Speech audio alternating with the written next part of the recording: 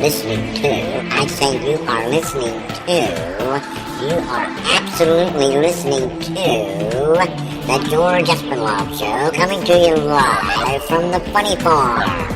Now, with no further ado, here comes Georgie!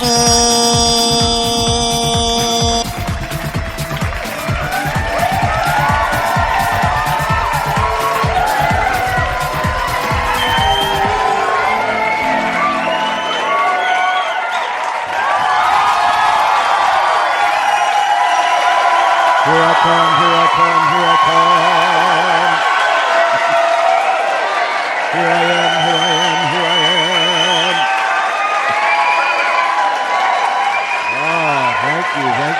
Thank you so much. Wow. To all of our friends down the street, around the corner, across this great nation, and around the world, we welcome you to the George Espenlaub Show, coming to you live from the Funny Farm in a place called Our World. And we have no idea where that is. We just live here. We do have an email address, GeorgeCE. That's GeorgeCE at Comcast.net. GeorgeCE at Comcast.net. Email us. We reply to all of the email that we get, and we reply quickly. And thank you to those that have taken the time and sent us email. I get excited. Charlie gets excited. Mum gets excited. The whole gang here at the Funny Farm just gets excited, and some of them even do backflips. I'm just saying, you know what I mean? So George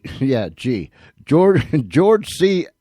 E at Comcast.net. George C. E at Comcast.net. Oh, Espenlaub, get it right. Hey, listen, if you're a first-time listener and you heard our announcer and you think there's something wrong with them, I mean, well, you know, well, this is the Funny Farm. But nonetheless, that is Charlie. Charlie the Wiener is his name, and he is a real-live wiener dog that does real-live stuff, such as he's my announcer, he's my co-host, he runs the soundboard. Oh, Charlie, he just about does it all. So if you think that he had a funny voice or something was wrong with him, he can't help it. That's the way he was born, you know. I'm just saying. And he don't talk that way when we go out into the real world. He acts like a dog, walks like a dog, shakes like a dog. Did I say bark like a dog? Anyhow, he acts like a dog when we go into the real world. But here in our world, everybody has a voice, including Charlie Wiener. Hey, we want you to call a friend, email a friend, holler across the hedge, shout it off of your porch, out your window, however you want to communicate with your friends, neighbors, and family, and tell them to tune in right now to the George Espenlaub Show on the Spreaker.com network. Excuse me, because we have got one tonight. And we are going to bring this young lady on, and I think she's calling from the West Coast, but nonetheless, here's what we want you to do. Call us. You can ask our guests any questions pertaining to the subject that she's discussing, or you can make a comment to anything that she may be discussing. You can call. The Skype number is 302-497-3414. That's 302-497-3414, or george.espenlaub, ESPENLAUB. And if Charlie can patch me into the dooflicky, we'll bring up the whatchamacallit, and we'll bring this lady on. Constance, welcome to the George Espenlaub Show. Oh, thank you, George. Thanks for having me. It's wonderful to have you. I told the audience, and I didn't have a chance to tell you, we have implemented a call-in number now, so folks they can call in and make comments or ask questions to our guests. So here's what happened. If someone calls in, I'll answer the call, and it'll put you on hold for about 1 second. until I move that individual up on the screen, to a certain spot, and then you're connected, I'm connected, they're connected, everybody's connected. So, but I'll tell you if we get a call. So, you're just not all of a sudden cut off and you're sitting there talking to yourself. Okay, sounds good. We had a gentleman as a guest, it's been months ago, from Florida. And we don't very seldom, I think we've only ever dropped like maybe 2-3 calls. But on that particular night, and the man had a thick Russian accent. And we dropped the call. And he was explaining what he was doing, so on and so forth. And he didn't realize until 15 minutes later that I was no longer there. Oh, goodness. I kept trying to call him back, but it was busy, and that's why it was busy. So I don't want you just to all of a sudden think, Anyhow. Okay. Oh, I can get lippy sometimes. You have a very exciting, vast subject. Yeah. Is there any ending to it? I mean, do you ever reach an ending? Yeah, it's funny that you would say that. I was just thinking, when I do these shows, it's so difficult to narrow down, one topic because, it's a giant subject. It's got a lot under this umbrella. Does it ever end? No. In fact, it keeps growing, it seems. Yeah. You have to be an avid researcher to do something like this, right? Yes, I can say that I really love research. So, it's my thing, and I love this topic. So it works for me. All of my extra minutes are, aside from raising children, my extra minutes go to this topic and this research and just trying to get answers and help people understand the topic better. Do you, and I lost my train of thought, how long have you been doing this particular thing? Well, I've had the interest in this since I was a teenager. So, my interest goes all the way back to then. How long have I actively been researching and writing? I would say 20 years. Yeah. The knowledge in the past that it's led you down must be so exciting. You know what? It's very exciting. It's sometimes difficult, living with the mundane. When you there's so many interesting things going on around us in what I call the unseen world and mysterious topics. It's hard to live in a mundane world when you have that going on in your head, all the time. But yeah, it keeps life really interesting. I've never heard it explained that way, and I never heard the word mundane used pertaining to this world or to this life. But that's pretty cool. Yeah, sorry. I'm talking about things like having to do the laundry and go to the store and go grocery shopping. Break the kids up when they're fighting and. All I'm leaving maybe a portion of one of my books when I'm writing, and I'm looking at this. For example, maybe one of the movie stars that have come back from the other side, and they're being seen here and there, and then one of the kids, they're having a fight or whatever, and it's like, oh, not a good time. This was so interesting, but you have to blend. You have to live in this world. You would know for sure, that our work is really interesting. You have this thing that you love, but you have to live in this world and you have to, be a part of the reality. So that's just the way it is. I didn't mean to be offensive by saying the mundane. No. I like that word. Okay. I mean, you was making a comparison, and I've just never heard a comparison between the unseen world and the real deal like that before. And that's just pretty neat. Okay. I tell people, and we've had other guests that are into the unseen world and paranormal things, and if I happen to get excited and I'll sound excited, and you hear my chair being pushed back so I can stand up, it's because I got excited. Excuse me.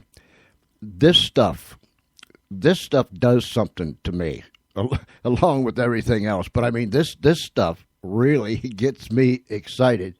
It intrigues me, and I just love to hear people talk about it and tell things.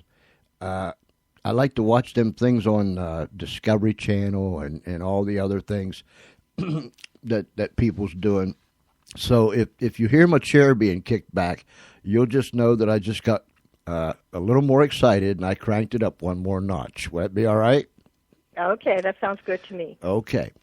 I tell people that there's three types of people in this world. There's the people that will believe everything and anything that is said. Then there's the people that doesn't believe anything that is done or said. And then there's the people that's somewhere in between. They believe some of it and not all of it. Mm-hmm.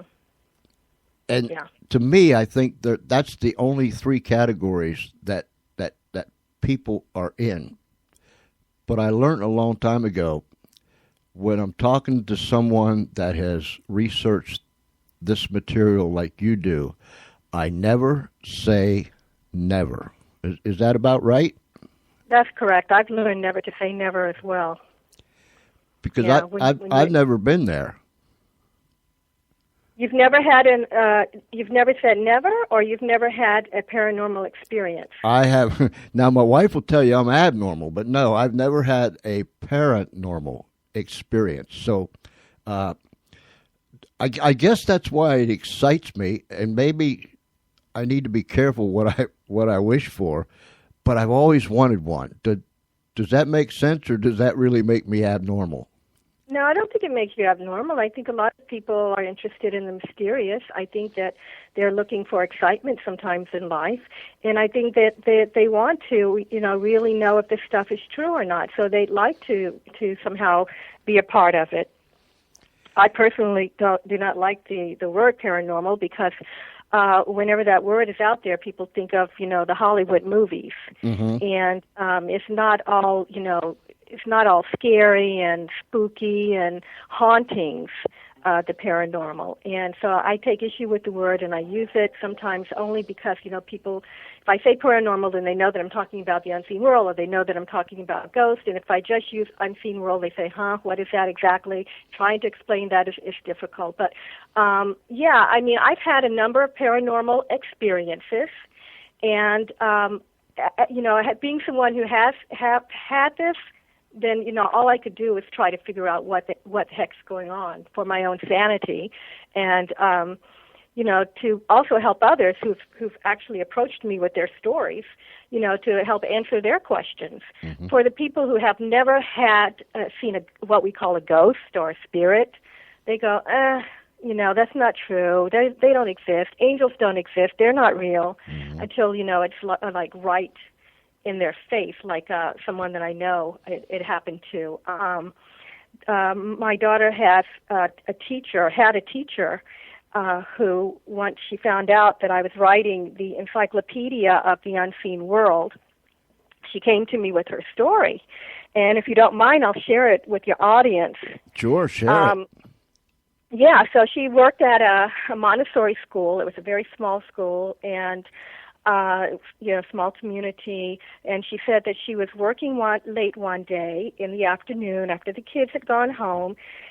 This was a time that she was grieving over her father who had passed, and she was having a very difficult time. So she was working, and she said she was walking through the hallway, and lo and behold, her father was standing there.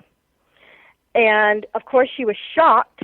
And when she recovered herself, he told her, do not continue to grieve like this. I'm okay. I'm fine where I am. You don't have to, continue with, down this path, or words to that effect. Mm-hmm. And she said that she saw him 2 more times at her home. where he came to check on her. She felt, and he again had a message that where he was just wonderful. And she said to me, she said, Constance, if I had not had that experience and somebody said, do you believe in this stuff? I would have said, nah.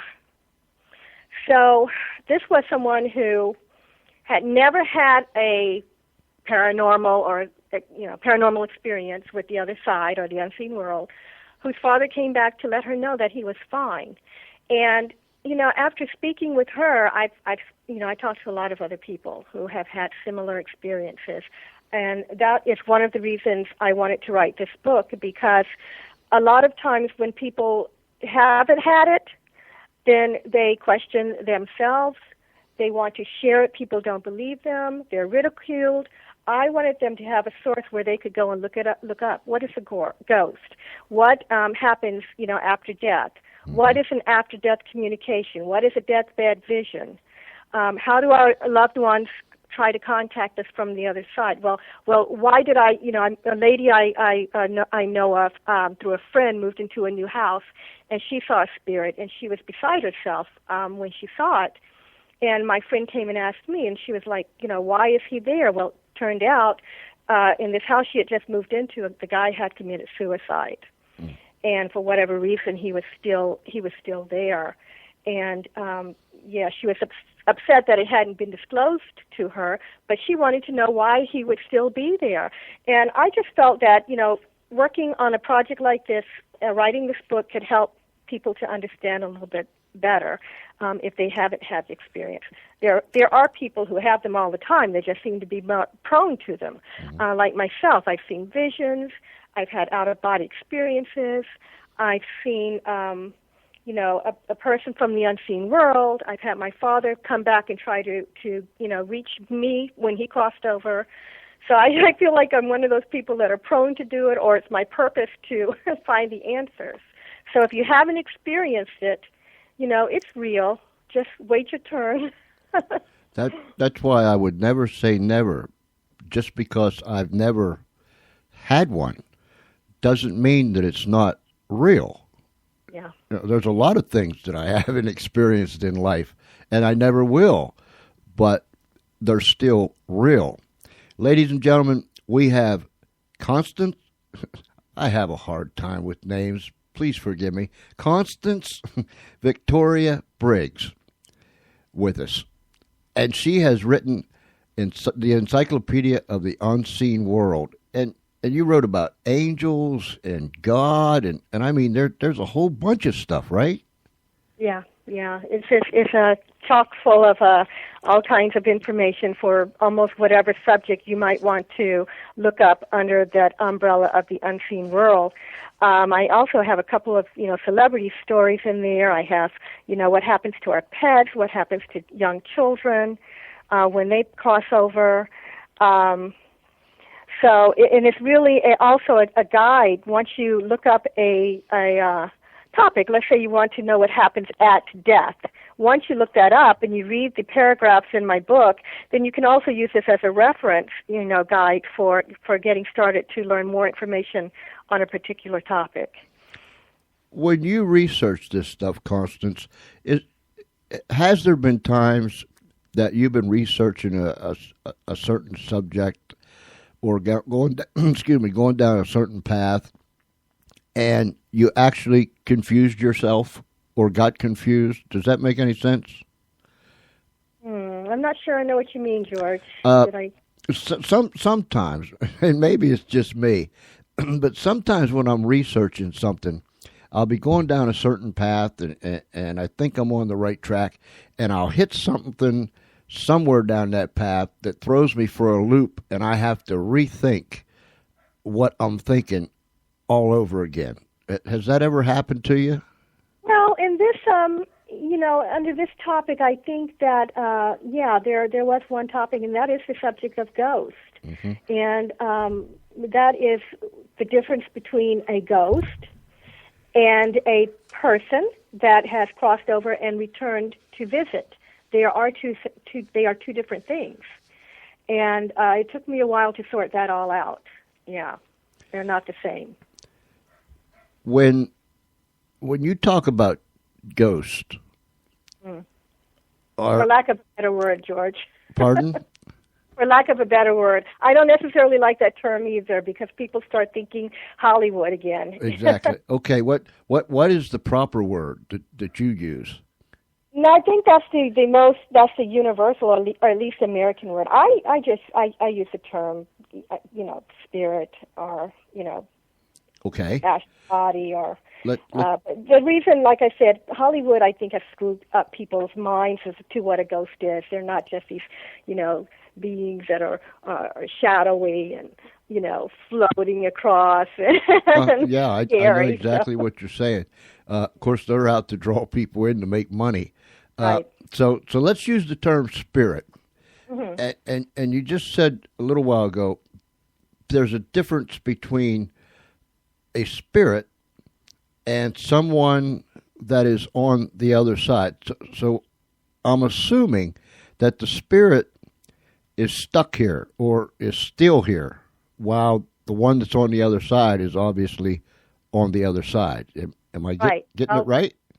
That's correct, and that's fairly common knowledge when people have heard it. I mean, I think we've all heard that there are people that have crossed over that actually remain here, and it is true. From what I can tell, and I've read a lot of the, I've examined a lot of the near-death experiences out there and the out-of-body experiences, and from what I can tell, people turn away for whatever reason from that tunnel that opens up when we die. When our physical body dies and our spirit, if you will, leaves it, there is an opening for us to go into. Now, it has been described by so many people as a tunnel, but others have said that a bridge has opened up and they crossed over. And others have, a couple of people said that they were pulled upward and far and away from the earth and could see the earth as they were going.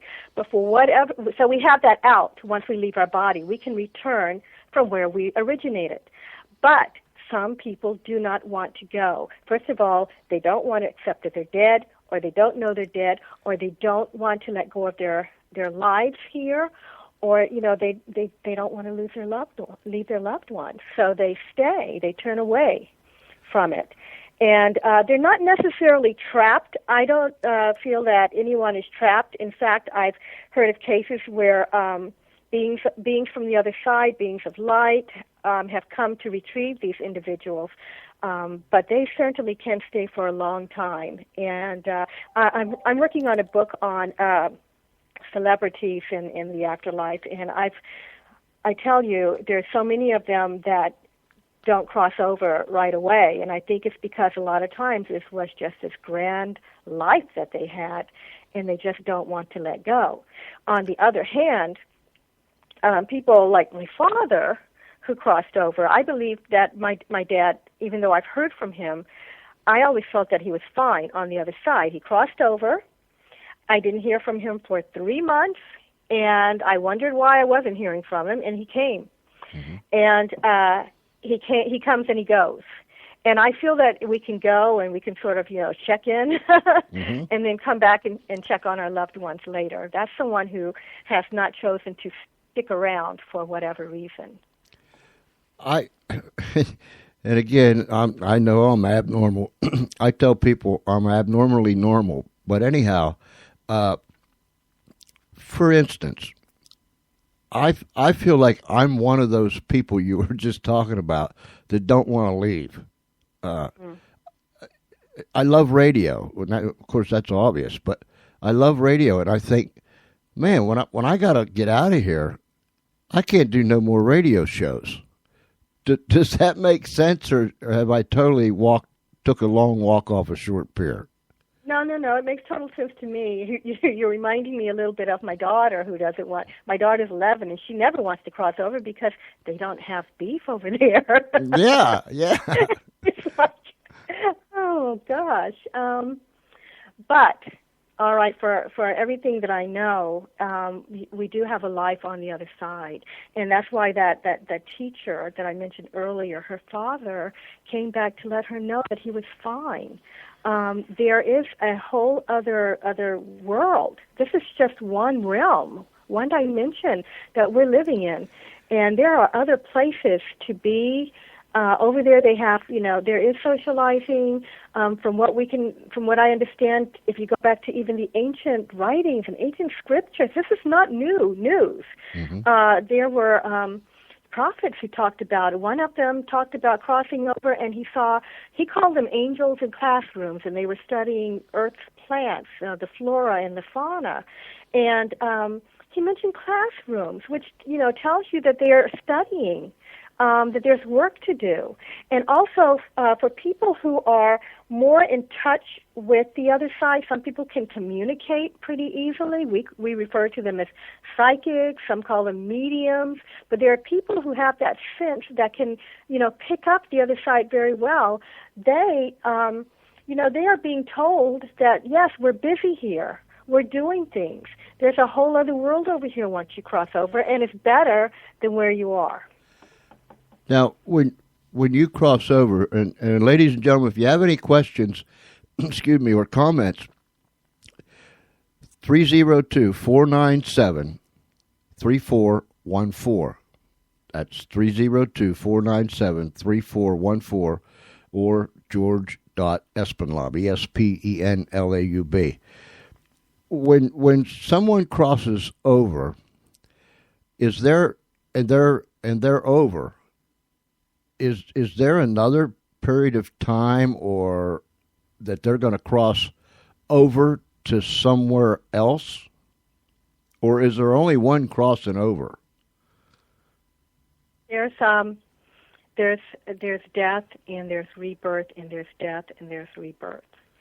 And we are an being that is here on planet Earth in these bodies so that we can experience the Earth, and it's temporary. Our real life is that spirit that is inside of us. This is only a stopover in that life. So once you cross over, we obviously are from a place, and some people refer to it as heaven. I call it the other side. There are many names for it, but we are from a place that we can leave and be born into another place and then return. Now, that can be other worlds. That can be, other realms. It doesn't have to just be planet Earth. Why would it be? Mm-hmm. So what you're saying, and correct me if I'm wrong, you can be reincarnated, become someone else in another world? I think so, yeah. Wow. That's see, that's the stuff that really cranks me up, gets me excited. This Encyclopedia of the Unseen World, where can people get this? Well, right now it's if you go online to any of your bookstores, you can order it online, and also Amazon has it pretty easily. Let's see, Red Wheel Wiser has it. But, most people are familiar with Amazon. I recommend that they go there. They can also visit my website and just click on the book, and they can get it through my website. And what is your website? www.starseedmission.com. And that's star, S-T-A-R, seed, S-E-E-D.com. And I have writings on that website that people may find interesting as well. So yeah, and check it out. They might find it interesting. What about some of your? Now there's a difference between an out of body experience and a what's it called? Because sometimes I hear people say I had an out of body experience, and they went through the tunnel and so on and so forth. Then they came back. Is there a difference between that and a deathbed experience or an out-of-body experience? Yeah, George, what you're looking for is the near-death experience. Yes. There's the out-of-body experience and the near-death experience, and there is a difference between the two. The near-death experience is the one where I think people hear most about from some of the popular books that have been out there. For example, Saved by the Light, Embraced by the Light. Those two people, those were bestsellers, and those two people, went through the tunnel, and they died here one lady, Betty Eady, died in the hospital, and she crossed over, and then the other gentleman, Danny Brinkley, his story is known for being electrocuted and coming back. Now these two were clinically dead. You're clinically dead when you have and you're pronounced dead and you cross over. With the science technology that we have today, people are often saved and are able to be revived and come back. And that's what happens during that between state there, between dying and being revived. They have crossed over and they're having that experience on the other side. And then sometimes they're given a choice. You can go back, and sometimes they're told it wasn't your time. You have to go back, and sometimes they don't want to come back. And then others want to return for their families. But once they do have that near-death experience, most will tell you, I'm not afraid of death. I know there's no death. Now, excuse me. In the out-of-body experience, it's when you are leaving your body, you haven't died, you find yourself outside of your physical body. That happens far more than the near-death experience because we all can do it. Now, many of us leave our bodies at night during sleep, and we may visit another place, return, and feel that we had a dream. Often when you hear people saying that they had flying dreams, they felt like they were moving very quickly, they were actually outside of their body, but they didn't realize it, or they didn't know the subject. When we are out of the body, we do move very, very quickly. We move differently. It is a feeling of flying. For whatever reason, there are some people who leave their body and have what we call a conscious out-of-body experience, which is what has happened to me on many occasions. And when you first have it, it is a bit shocking to go to bed and wake up, and you're not in your bed, you're somewhere else. And, there has been the occasion where it has happened to people and they thought they were dead because they just didn't know the subject. And then, they pop back into their body and they're like, what happened? And then you find these people who have done the research and like myself, and gotten answers. As a spiritual being, we are not tied to the body to the point that we can't ever come out. We can come out for air. We can travel to the other world and then return. But once the physical body is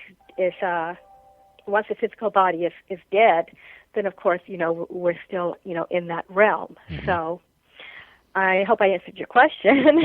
No, that is the difference. Yeah, you did answer. When you said that people have this experience and they end up somewhere else, they wake up somewhere else. How far, or how far did they go when they woke up? Was it just outside the house in the yard, or downstairs, or was it somewhere else? The answer is all of them. It just depends on the person. One of the first experiencers that actually published on this subject was a young man named Sylvan Muldoon. And he would accidentally slip out of his physical body. And when he first did so, he woke up to find himself in his bedroom looking at his body, and was very upset and started walking around the house trying to get the attention of others, and they couldn't see him, and he freaked out, and he thought he was dead. But it was just his house that first time that he moved about. My son, who knew nothing of this subject when he was, 4 and 5 years old, used to have out-of-body experiences, and he would tell me, "Mom, I was at the ceiling, and I was trying to get back in my body. Did you see me? Did you see me, Mom?" And I would say, "No, I didn't see you." And then he would tell me, "I went out and I went around the neighborhood, and it's kind of scary to do that, Mm-hmm. But then there is another gentleman. His last name is Moore, and I'm sorry, his first name is escaping me. I want to say Robert, but Anyway, he wrote a book, Journeys Out of the Body, where he also, what I call, slipped in and out of his body by accident. And he said that he traveled into different realms. And he said he went through Earth's realm, and there was an area where there seemed to be kind of darker entities kind of hanging around. And he kind of felt like he was passing people, too, in addition to that may have been in comas. They just were kind of, hanging around like they were waiting for something to happen. And then he talked about going to other places and seeing other things. And, and for me, my experience, the first one that I had, and people are going to call me crazy, but, I'm not. I'm sure they do anyhow, right? Sorry? I'm sure they do anyhow, right? Fortunately, I have some like-minded friends, so, I feel pretty good about that. And, when I start talking about this, sometimes light bulbs go off with people and they say, aha, oh yeah, this happened to me, that happened to me. Oh, so that was, it. But anyway, no, I tell this story and people can, take away what they want from it. But the first one that I can recall happening is I was living in Alexandria, Virginia, and there's a bridge called the Woodrow Wilson Bridge. There, it's pretty famous, and there were these high-rise apartments next to it that I lived in one of them. And I went to bed, and I woke up, and I was like hovering above the building, and I could look down on the bridge, and I could see the cars going back and forth, and that was very, very freaky. And so yeah, I mean, I've had them, and I've had them where I've gone through like what I call the starry tunnel. When you hear about the tunnel, that's really correct. There are portals, tunnels, and passageways that beings, I believe, are going, back and forth through. And I went through this thing, and I came out, and I felt like I was in a different place altogether. So there are people out there having, these experiences. They don't always talk about them. A number of them write about them. And there are some who say they can do it purposely, leave their body, visit the spiritual realm, and, visit people on the other side and then return.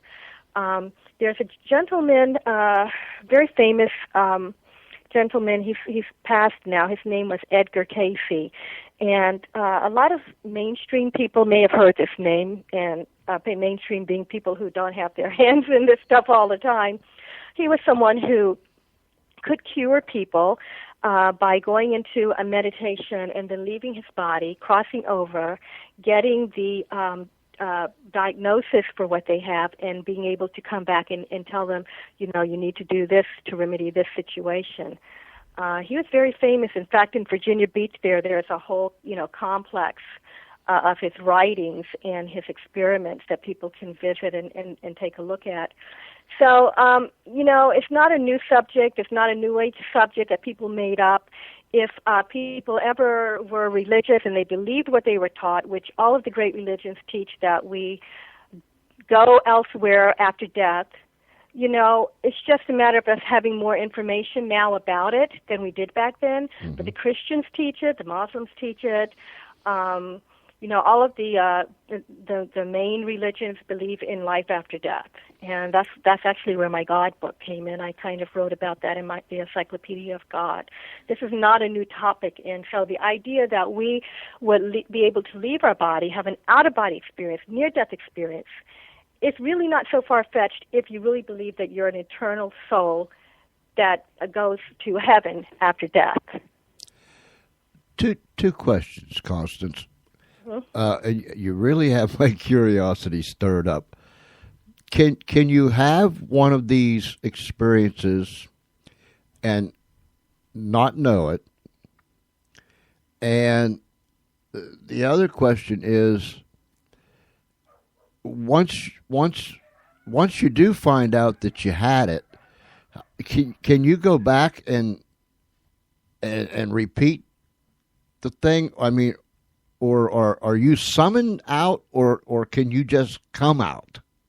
Yeah, you know what? I don't do that on purpose.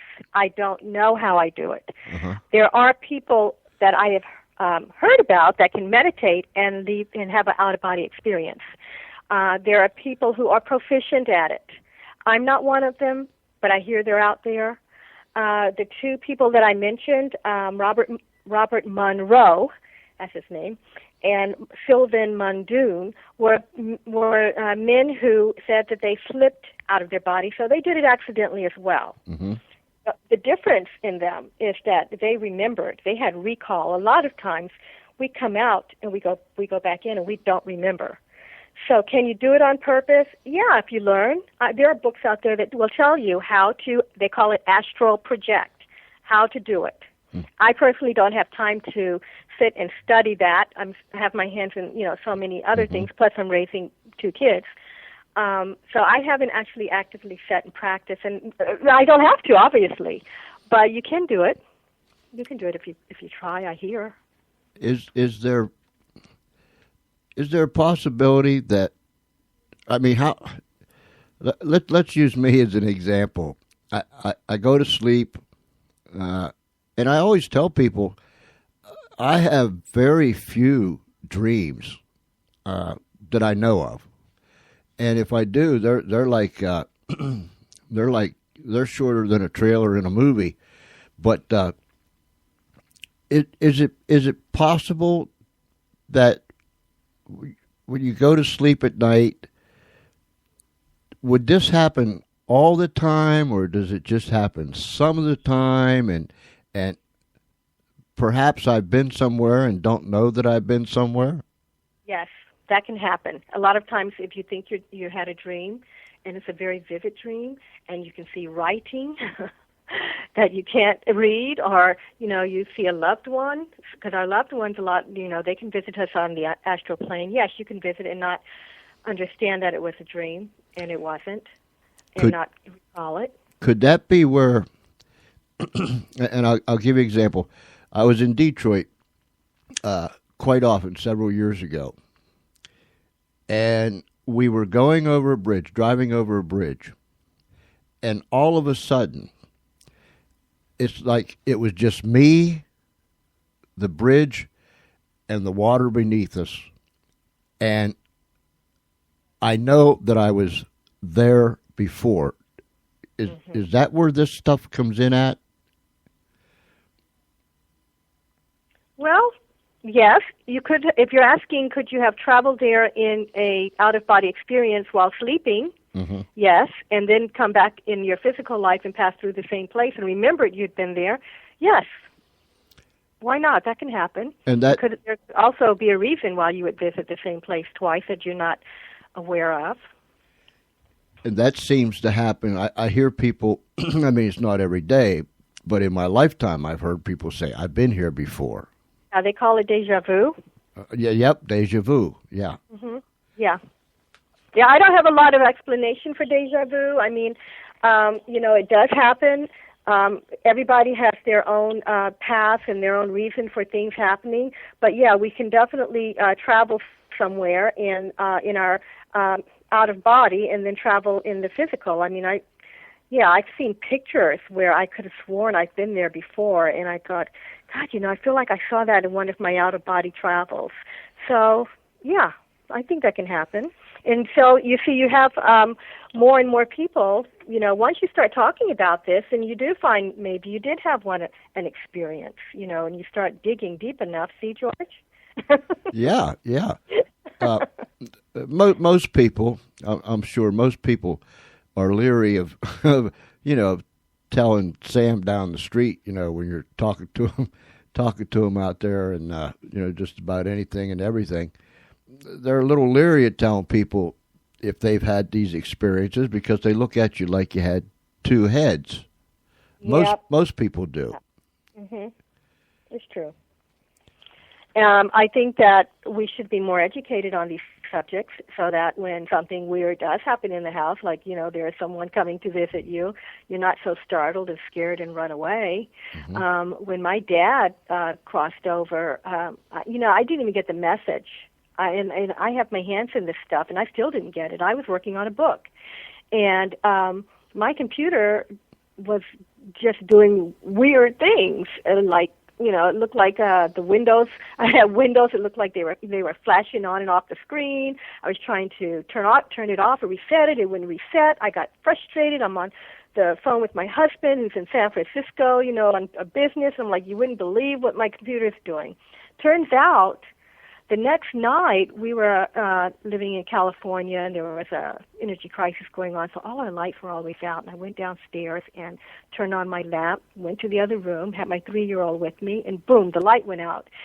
And in the other room, and I thought, well, that's odd. So I said, I had a chill that went up my back, and I thought, So I went, tried to turn it on. Well, the light didn't blow. It just kind of turned off. So I'm trying to get it on, and I noticed that behind my couch, I didn't look because it was weird.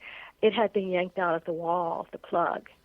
And there was no one else in the house, and there's no way it just kind of fell out. And at that point, I knew it was my dad. And then so I talked to him, and I said, okay, don't pop in on me, in an apparition, don't pop in on me. I hear you can, come in through dreams from the other side. It's very common for loved ones to come in through dreams. Try using that, that way to do it. And, yeah, he did come in through a dream, and I heard his voice. And after that, he would turn lights off in the house, my stereo on, and things were happening. And it was him to let us know he was around. Then he sort of settled on one of my digital clocks. And, I'd say, oh, Dad, I haven't heard from you lately. And, he would change the time on the clock. And my husband would get really frustrated and was like, well, you should tell him to change it back. It's hard to change it back. And so when my sister was passing a few years back, that same digital clock went 3 hours ahead to her time. And then as she was going, the numbers were consistently changing until she went. So my point is, when you have things like this happen in your home, it's not necessarily something, scary. It could be someone trying to reach you because they're really not dead. There is no death. There is life after death, and they are trying to sometimes simply let us know that they are there. And, the movies that you see don't pay so much attention to because, it's not a scary thing. Actually, it's got to be a little frustrating on both sides because we want to communicate, Mm-hmm. Thomas Edison, before his death, was working on a machine. Well, he had put together the blueprints of a machine to try to create this communication device between this world and the next. He thought it was possible. He believed in life after death. And I'm assuming that he had some experiences himself. I haven't gotten into that part of it yet, but he died before he was able to finish this thing. So what? This is fascinating. What about babies or small children or very young children when they pass away and cross over? Do they stay babies and very young children? I mean, do they stay the way they already are here, or do they change into an adult? Yeah, it's funny you would ask that question. I don't know if you have any. In the way that you asked, because the answer is okay. As spiritual beings, we are able to transform ourselves. I mean, we can. On the other side, it is said that we're all 30 years old. So often when we see our relatives, they return to visit us, they look younger, and some people don't even recognize them until it occurs to them later. So we have that ability, that supernatural ability to sort of, become what we want. I mean, we have to be a baby to be born into the earth, mm-hmm. to be born in and to grow, and the soul expands with the body. But on the other side, we came, when we entered that body, we came from an adult being on the other side. So when we leave this world, we can go back into being that adult being. Now, when this spirit presents itself to a parent that has lost a child here in the physical, they're not going to come back in as a grown being. They're going to come back and show themselves in the form that the person here remembers them. Mm-hmm. that's pretty much my answer. Wow, that that's amazing. What about when you said that we come from another world? Mm-hmm. So when we come here to the earth, we have to come in the form of a baby. Well, yeah, I call it being born in. Okay. I've heard something about walk-ins, and that's a whole other interesting topic for me. I don't have experience with it, but I can tell you what I know about it. Mm-hmm. What I've studied is that there are times where, all of this is in my book, by the way. There's a heading called walk-ins. A walk-in is a term for a highly developed entity from the spiritual world who has permission of a soul inhabiting a physical body to start its mission on Earth. Basically, they do a soul swap. So you've got someone who's here, maybe they're 20 years old, and they're like, before they come in, they make a pact with the spirit on the other side and said, okay, I'm gonna stay there until I'm 20, and then I want to go. You want to do your work here, finish your work, then you come in and they do a soul swap. And that, I hear, is what a walk-in is. I don't have any experience with it, but yeah. So that's being a walk-in, and then there's, the born-in, which, is what I am. And in fact, there was a lady I was speaking to once who used to do readings because I was getting some information from what I call a spirit guide. Mm-hmm. That's someone on the other side who helps you through this life. And I was like, I what is this business about a walk-in? And she's, am I a walk-in? And she says, oh, no, you crawled in. You're born in. You have to really lower yourself and start from scratch and grow up all over again. So. Wow. This is so fascinating. And I know that your time is limited. Will you come back again? If you invite me, George, I will be there. I'm happy to. I love to talk, and I love talking about this subject, and I enjoy talking with you. Oh, you've been wonderful. It's just amazing. I mean, I'm intrigued by it, and the more you talk, the more questions that come to my mind, and it's just awesome. Before I let you go, an apparition. I hear people say they saw lights or orbs or whatever's, but an apparition is the bodily form of someone. Am I right? Well, it doesn't have to be just the bodily form of someone. You can see a whole scene that is as an apparition. Mm. But yes, we'll start with the bodily form. It can be a bodily form, a part of a form. Some people trying to show themselves apparently don't always get it right, and you just see the head, and or. Yeah. But yes, all of those are apparitions. Wow. Yeah. Should I be cautious of what I wish for? What do you mean? That I'd like to have one of these experiences. Yeah, be careful what you wish for, because I personally believe that we can help ourselves along sometimes. Yeah. There's some people who believe they'll say we're powerful spiritual beings in a earth body, and so be careful of your thoughts, because we really are powerful. Mm-hmm. And I always joke, one of my fears is that of black widows, right? And I would always say, oh, if we don't do this, we're going to have an infestation. I kept saying, we're going to have an infestation. Sure enough, I had a huge one last year of them everywhere in my garage and in my yard. And I was like, if I had changed my thought process, maybe it would have been different. I won't be so thinking... I don't know, George. If you're going to have this wish to see something good and positive, nothing that's going to freak you out, Yeah. I mean, that's all I've ever really thought about was the good things. I don't want the bad guys. I don't want the bad guys. Just the good people. I want the beautiful things. But wow, thank you so much. Give us your website again and the name of your book and where they can get it. Okay, my website is starseedmission.com, and the book can be purchased through Amazon. That's fine. That is the Encyclopedia of the Unseen World. And it has all of the topics that I talked about in it. It's in a very easy to read A to Z format. And once you look up the book, let me know what you think of it. I can be found on Facebook. Just let me know you heard me on George's show. Send me a message, and if you have any questions, drop me a line. I love to talk and love to answer questions. So I'm Constance Victoria Briggs.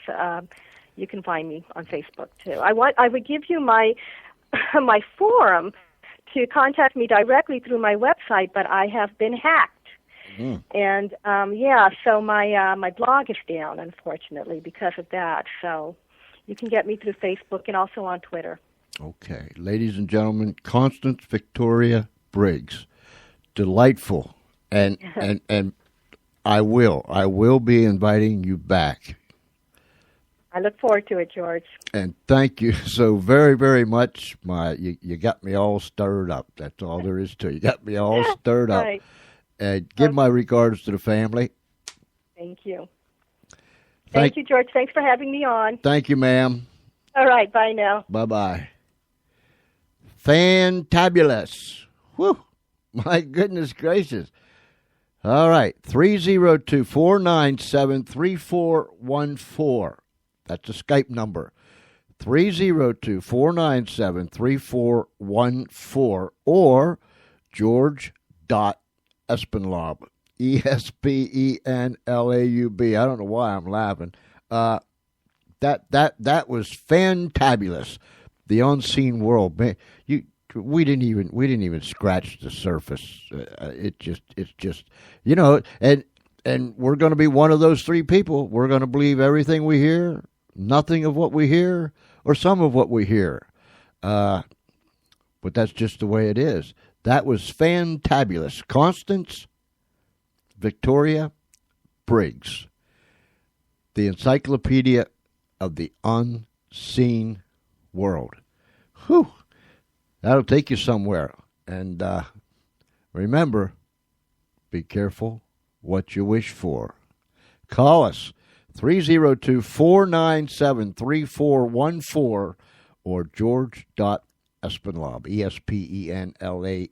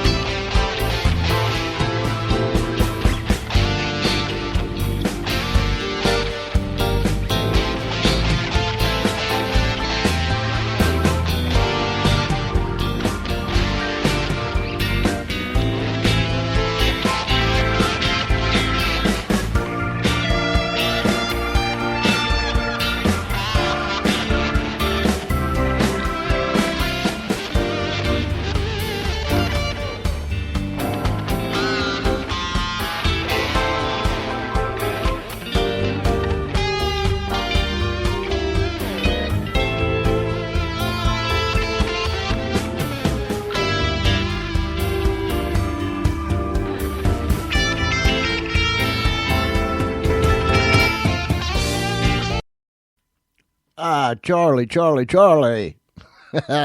Oh, you didn't? That's twice. That's twice this week. But, yeah, no, I don't know. I didn't do it. You're the guy that's running the board, and you didn't do it. So I guess that's just the way it is. Wow. Our many, many thanks. Thank you so very, very much to Constance Victoria Briggs, who has written the Encyclopedia of the Unseen World. Awesome. There's so much information. Have you really? I mean, think about this. Sit down and think about it, or think about it while you're doing something else, or while you're driving, whatever. But be careful. Think about the knowledge. I mean, the real, true knowledge that's out there. And there's so many things. I just wish that I could. I just wish that I could live a long, long time, and not be feeble-minded or be sick or any of those things, because I have a thirst for knowledge. I want to learn. I want to learn about new things. I want to reach out and grasp new things. But have you ever thought about it? When people say, "Oh, I'm bored. I don't have nothing to do," or I hear a lot of kids say, "I'm bored. I don't have nothing to do," I think, do what? You're bored? You don't have nothing to do? I mean, come on.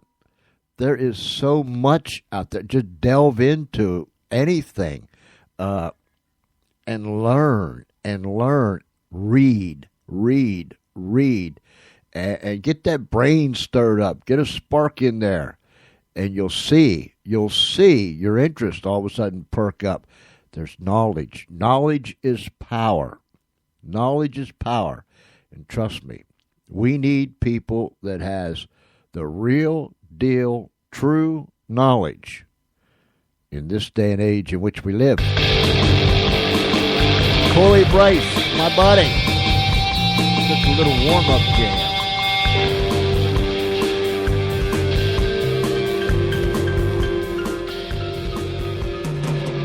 Give me a call, 302-497-3414, 302-497-3414, or george.espenlaub, ESPENLAUB.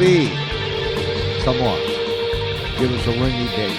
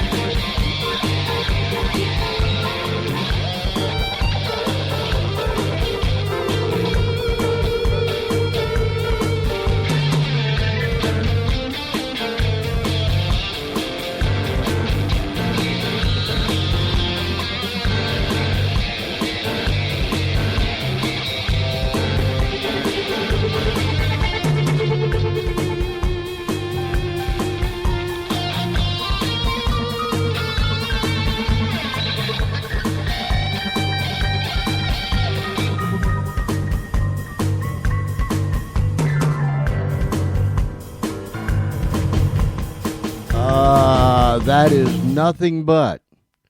There you did it again, Charlie. Yeah, you did it that time. I saw you. Stop it. That is nothing but foot tapping, finger snapping, head bobbing, booty shaking music.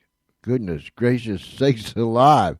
Hey, 302-497-3414.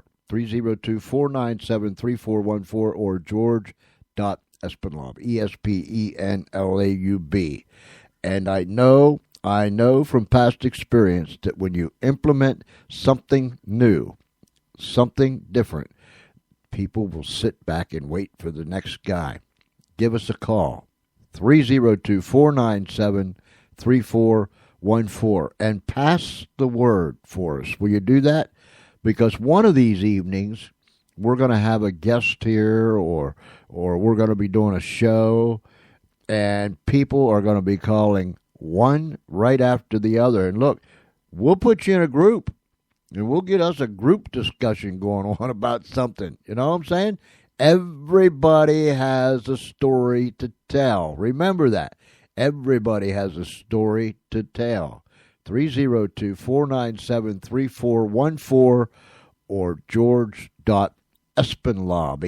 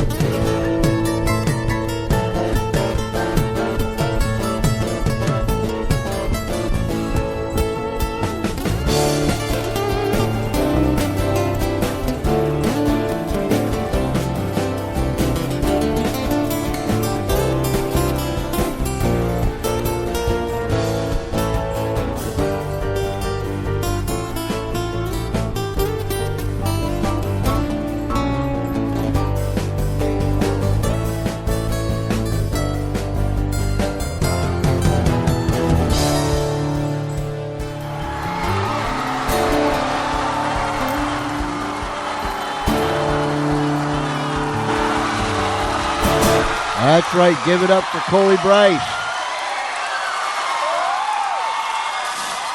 Yeah, tell him, Isaac. I knew you would. I just knew you would, Isaac. I'll tell you what. I'll tell you what. They hang wallpaper to let me run loose. I appreciate all that stuff too. 302-497-3414. 302-497-3414 or george.espenlaub. ESPENLAUB. Oh boy. And that's why we live here in our world on the funny farm, because of such things as that. If you missed it, you missed it. I don't even know what it was, but I knew when it was, because when it was funny, but I can't tell you when it was, because when it was, I already done forgot what it was. I'm just saying, you know what I mean? Okay, who we got tomorrow night? Let me see. Oh, we got a good one. Eddie Upnick. That is UPNICK. A former joke writer for Rodney Dangerfield, amongst others. He invented the game, and I don't have my I don't have, and it's a cardinal sin for me. I don't have my one notebook with me. I should be slapped 6 ways from last Sunday, and I probably will be. He invented the game. It was a certain kind of chess game or something or another. But he's got a real story to tell. So, you tune in tomorrow night at 6:30 p.m. Eastern Time on the George Espenlaub Show, right here at Spreaker.com network, and you listen to this man's story. He'll fascinate you. I mean, it's going to be something. We just got incredible guests.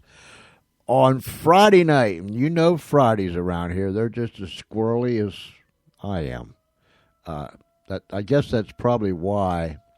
Well, there's the fire whistle going off outside the studio. But anyhow, Friday nights are just about as squirrely as I am, and they're probably squirrely because I'm here.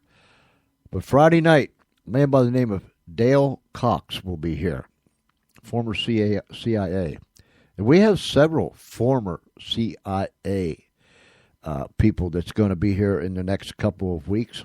A Navy SEAL that has something to tell us. I mean, it just goes on and on and on and on and on. Some tremendous people. So tomorrow night, Eddie Upnick, and Friday night we'll have Dale Cox. He'll be with us. It's going to be intriguing, and we've got people calling us to come on the show, and we're reaching out to people to come on the show, and people are telling people that have been on the show to come on the show. Yeah, you know what I'm saying. It's just a whole lot of fun. 302-497-3414 or george.espenlaub. ESPENLAUB.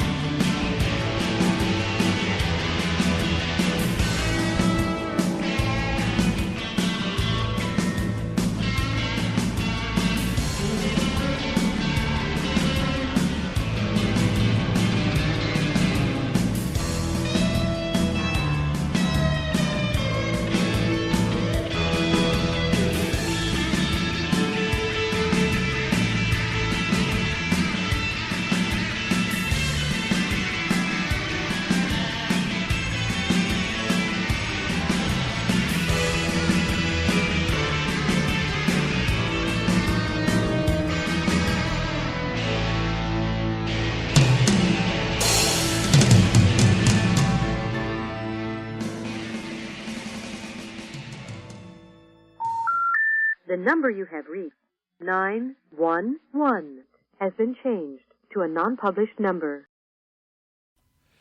Oh, my, that's terrible. Of course, that is par for the course around here at the Funny Farm. 302-497. I almost forgot what I was going to say. Lordy. 302-497-3414 or george.espenlaub. ESPENLAUB. Espenlaub, you're just a little bit squirrely. You know what I'm saying? Man, we have had a delightful week already. Monday night we had Len Lemensdorf with us, a very brilliant man, an acclaimed author. He's written 8 novels. He has done a film, and he has done some plays, and he just down to earth, and it was a lot of fun. Last night we had Sylvia Anthony on out of Revere, Massachusetts, who runs a homeless center for women and children, and she shared with us her life, some of the trials and tribulations that she's went through, and some of the battles that she's had to fight, and almost fight alone for the last 26 years of keeping her homeless shelter open, and the many, many times that she had to move from one place to another because of this, that, those, and these. A tremendous woman, 83 years of age, and still going to the office and working every single day. Sylvia Anthony. And she wrote the book, Till the End of Time. You can get that book at Amazon.com. Len, his latest book was The Ballad of Billy Lee, a man, a slave who served George Washington for 30 years, who was by his right hand. He was his right-hand man. So you can get that at Amazon and Barnes & Noble, wherever books are sold. You can get it into Kindle form and probably the Nook and so on and so forth. Tonight, we had a young lady by the name of Constance Victoria Briggs, who has written the Encyclopedia of the Unseen World. Tremendous. And if you've never read or sit down and thought about any of those things, this is your opportunity. The Encyclopedia of the Unseen World, and we thank her for being with us tonight.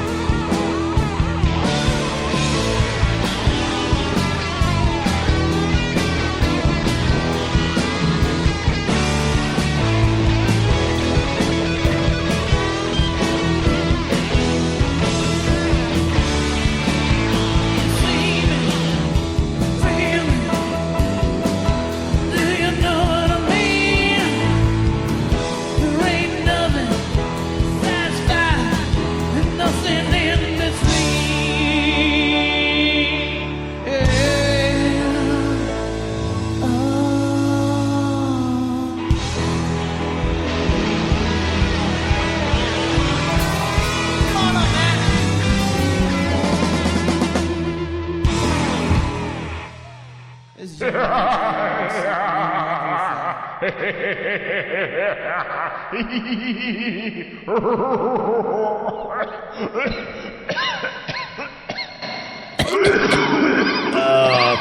Fred.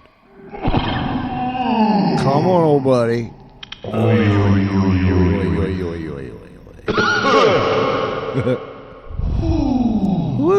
Woo! Yeah. Fred, I am concerned about that cough that you have. You promised me that you was going to go get it taken care of. Now, get your old bad self to the doctors and make sure that he checks you out real good, because man, that's not normal. And then again, neither are you. Hey, listen, you know, when our guests come, we get all prim and proper, and rightly so, because our guests are incredible people from all walks of life that come to us from all over the world. In fact, next week, I think it's next Friday night, we're going to have a gentleman all the way from London, and he will be on here with us live. And there's 5 hours difference between us and them. But anyhow, we have tremendous guests that come, and we're just delighted. And I sit here and I think, wow, this is a great opportunity. And so everyone's got a story. And so if you know someone that has a story, get up with me, George CE. That's George CE at Comcast.net. Yes, Charlie. Yes, I know you diverted my attention and I forgot even what I was going to say. And I can't even talk right. I forgot even what I was going to say. But anyhow, this is the part of the show after our guest leaves, after we've been prim and proper, and I must commend you. I salute you here in the studio. All of you loons have conducted yourself very, very well, and you've actually set up and paid attention to our guests. I mean, they have captivated you. Yeah, they have.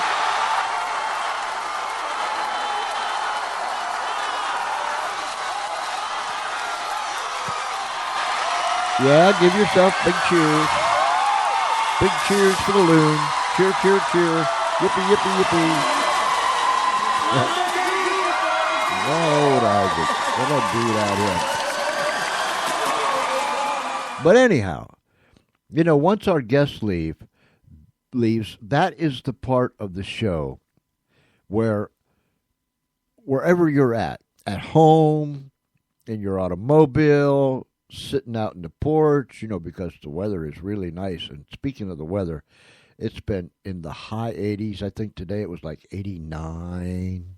The sun's been shining, the birds been singing, and the grass is growing, and the trees are blooming, and the skies are blue. Did I say that? The birds are singing. Did I say that? But anyhow, it's been beautiful. But anyhow, wherever you're at, this is the part of the show where you let your hair down. And if your neighbor's sitting out there on the porch, don't worry about what they say or what they're going to think. You know, when the foot tapping, finger snapping, head bobbing music gets to playing, and the blues start to flow and the blues rock really starts to crank up, don't worry about it. In your living room, in your kitchen, I mean, just let your hair down, mama. And shake a leg. Don't break a leg. Shake a leg. All righty? Don't do this in a car, though, but I mean, you can jam while you're in there. I do it all the time.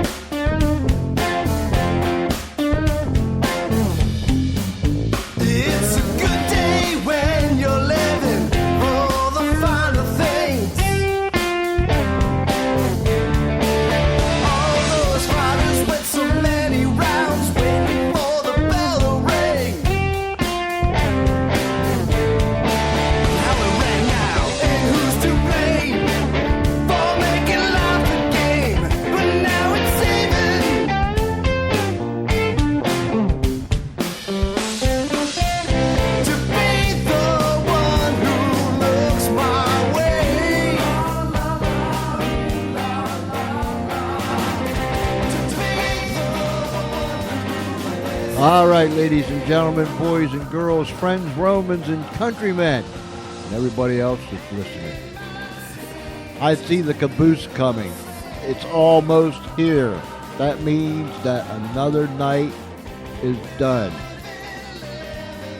Wow, I had a good time. I don't know if you did, but I sure did. I thank those that have been hanging out with me. Thank you for hanging out with me. And I hope that you continue hanging out with me. Pass the word to your friends and tell them. The George Espenlaub Show is aired 6:30 p.m. Eastern Time, Monday through Friday, right here on the Spreaker Network.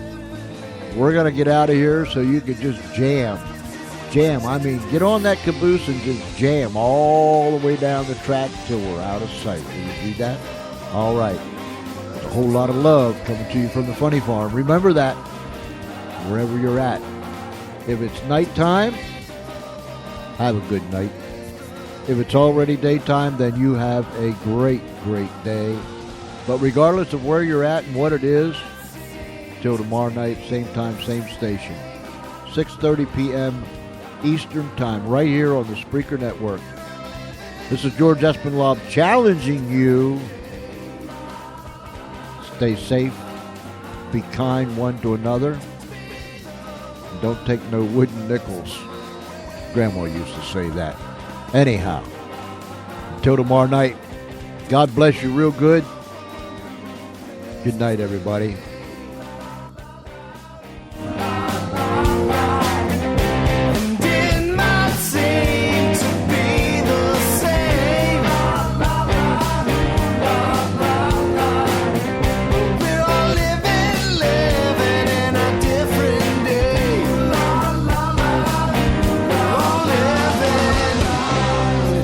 Day.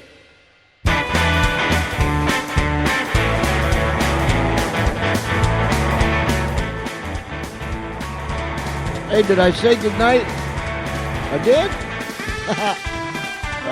You know me, only at the Funny Farm. Hey, good night, everybody. We love you all to death, from all of us here at the Funny Farm. And I mean, there's a lot of us here.